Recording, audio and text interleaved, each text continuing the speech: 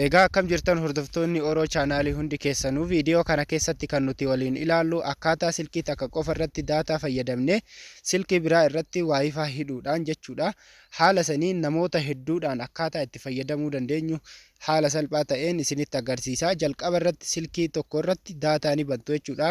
Ka daataa keessan irraa qabu irratti silkii keessan daataa ni bantu. Eegasii booda hootisippootii bantu jechuudha. Hootisippootii niitoorkii ni bantu. Eegasii booda gadi qabdanii erga jettanii booda sitiingii isaa la seentu jechuudha. Paaswordii isaa silkii biraa irratti erguudhaaf jechuudha. Paaswordii isaa qabachuu qabdanii jechuudha. Silkii biraa irratti hidhuudhaaf. Silkii biraa irratti hidhuudhaaf jalqaba isin paaswordii kana qabattanii waayifaa sanirratti paaswordii kana galchitu jechuudha. Kuni amma hootisippootii paaswordii sitiingiidha.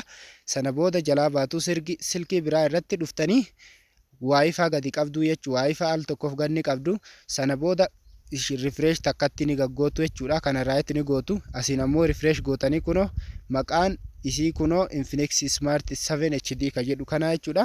Eegasii booddee paaswordii garasiisan ka qabattan san dhuftanii asirratti galchitu jechuudha. Paaswordii kana ni galchitu. Sana booda okay jettanii bira darbitu jechuudha. Kunoo fakkeenyaaf amma paaswordii galcheetiin jira. Okay godha.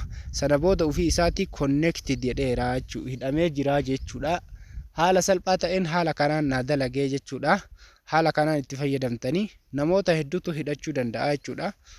Ana qofaami fakkeenyaaf daataa limiitis gochuu ni dandeettanii jechuudha. Amma bakka kanatti limiit gochuu dandeessanii jechuudha. Wayita daataa meegabaayitii fayyadamtan keessatti isin fayyadaa jechuudha. Barbaachisaa ta'e kan itti aanu jechuudha. Daataa limiitiidha jechuudha. Namuma tokko asitti fakkeenyaaf daataa limiitii itti gootanii fi lakkoofsa sanii ol akka inni hin tarre jechuudha. Asuma limiit itti gootanii limit isin gootan kana nama san bira hagasii ol bira hin taru jechuudha. Fakkeenyaaf asin lama yoo goone lamuma san fayyadamee namni sun keessaa bahuu danda'a jechuudha.